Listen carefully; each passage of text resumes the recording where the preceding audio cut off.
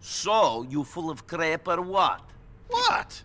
Where's these nuts? GTA 4 is very often overshadowed by its sequel, GTA 5, which has been held as the golden standard for gaming for the better part of a decade, whether for better or worse. GTA 4 is underappreciated and overshadowed more than it deserves to be. It is a marvel of gaming and stands up as a feat of brilliance almost 15 years later. GTA 4 not only laid the groundwork for what would be GTA 5, but it also proves to this day that it is one of the greatest games ever made. I'll explain why. Let's start with the most controversial aspect of the game, gameplay. Rockstar Games hammers down the aspect of realism throughout the entirety of GTA 4, whether that may be in the driving, gunplay, missions, or free mode, and I'm all for it. The driving is realistic and bold. The cars must be treated with respect, whether you like it or not. No more taking corners at full speed or power sliding through corners like it's fucking Mario Kart. Every car in this game feels real and heavy and forces the player to get good at the driving. The learning curve in GTA 4 is much more raw and simple than that of GTA San Andreas or GTA 5, where there is a literal bar that determines how good your driving is going to be.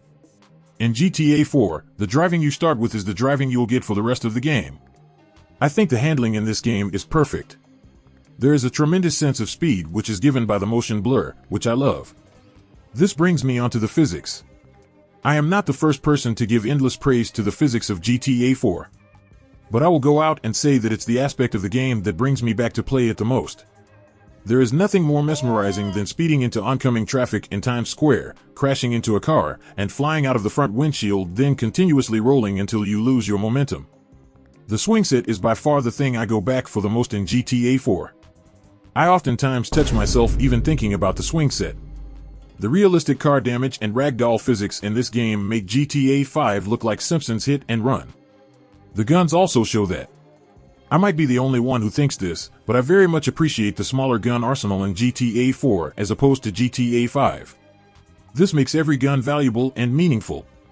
Every gun has a distinct function, meanwhile GTA 5's excessive arsenal throws the concept of strategy into the bin. The only determining factor for gunplay in GTA 5 is preference. Would you like the high-pitched assault rifle or the low-pitched assault rifle? Also, the enemies in GTA 4 act and respond to Niko's actions much more realistically. The cops genuinely feel like real people on duty, diving out of harm's way and taking strategic cover to not die, while in GTA 5, they just feel like opposing forces that charge the player, not caring what would happen to them as a result. If you shoot someone in the leg in GTA 4, they will stagger, clinging onto their consciousness, trying to regain their balance. In GTA 5, if you shoot someone in the leg, they will just fall down and die. Running pedestrians over in GTA 4 is impressively satisfying. The car mows through them like they are nothing and loses little to no speed, while in other GTA games, it slows the car down to an infuriating degree. The same goes for car crashes. Next, let's talk about GTA 4's main character. No, the main character is not Niko Bellic. It's the map of Liberty City. It is jam-packed with anything anyone could ever want. It is a living, breathing city rather than a lifeless checklist filled with whatever side quests they want you to play. Niko is nothing but an ant walking around this bustling metropolis.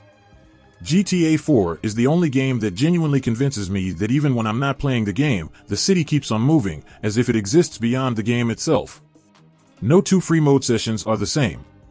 While I do like GTA 5, I have played it so much that almost every single moment just feels like I'm in a playground rather than in a world. The streets of Liberty City are narrow and ambient, filled with the conversations of its inhabitants, the music of its radios, and the sounds of its cars. The only difference between Liberty City and New York City is Niko. I think that the way Niko views the insanity of Liberty City and Western society is just as real as the way outsiders view New York City in real life, a soulless, lifeless product of the Industrial Revolution littered with homeless people, hustlers, and advertisements. Every person in Liberty City has their own personality, routine, and motives. Everything from the paramedics actually healing injured civilians to the amount of interiors in Liberty City screams attention to detail. Now, onto the story. Unlike the satirical shallowness of GTA 5's characters, the characters in GTA 4 seem like real people. The story of GTA 4 is dark and gritty. While there is a healthy dose of classic Rockstar comedy in GTA 4, there is no over-the-top jetpack shit. Don't get me wrong, I enjoy watching the characters of GTA 5 interact, but a deep connection is impossible to form with a personality instead of a person. I feel like GTA 5 would have benefited more if it had only 1 or 2 characters rather than 3. With 3, no character in specific gets nuanced enough to be sympathetic. Don't get me wrong, playing with 3 characters at once and switching freely in between them is the peak of gaming fun, but it really doesn't do the story any favors. The themes are all over the place and the story has no specific purpose. GTA 4, however, has Niko, who is a traumatized war veteran who came to Liberty City in hopes of making money and finding that special someone. Roman is a manipulative, lying chronic gambler who wants to live out his wildest fantasies. In a way, Niko and Roman are perfect for each other. They are both in Liberty City to live the American dream and fulfill their emotional desires. One is rational, fearless, and stoic, while the other is loud and paranoid, both bound together by family and ambition. The performances delivered by the actors throughout the entire game are nuanced and profound. And the themes of the story are tremendously overlooked by the player base, considering the age of the average GTA player is lower than the number of fingers on one hand. In a way, the GTA 4 story is a cautionary tale on the shallow desire for satisfaction and instant gratification. Roman is crippled by his gambling addiction, which breaks down his marriage and nearly ends his life, not knowing that the money resulting from the gambling will do nothing but create more problems and tie him down to the cunning promises of postmodern society. Niko is crippled by the desire to seek revenge on the man that ruined his life, not knowing that the outcome of his long festering anger is nothing but more pain and agony and that the real solution would be to stop the circle of violence. There is a really chilling moment in the mission called That Special Someone when Darko Breivik asks Niko, How much do you charge to kill someone?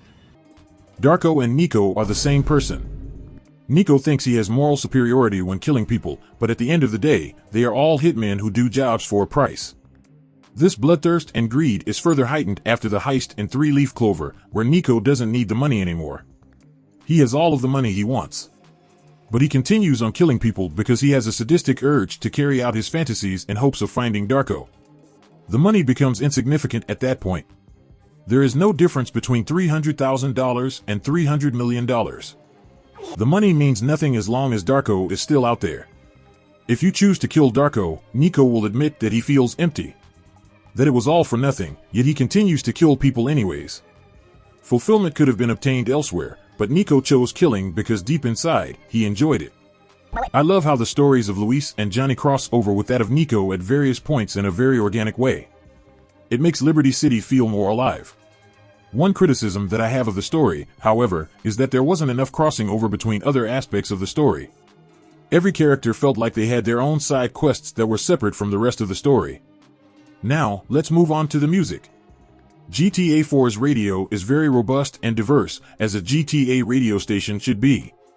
However, unlike other GTA games' radios, GTA 4 has the highest highs and the lowest lows in terms of music. Most of the music falls into the background while some songs are hidden gems and make me involuntarily bust a nut to them.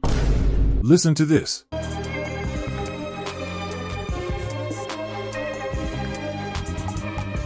You cannot tell me that you didn't wet yourself a little while listening. The menu music of the Ballad of Gay Tony also sounds incredible and borderline angelic. Anyways, the radio station The Journey sounds like the soundtrack GTA 4 never got. It's a damn shame that GTA 4 doesn't have its own soundtrack. It's also a damn shame that not enough attention is directed towards this masterpiece, but is rather directed towards its arguably less refined sequel.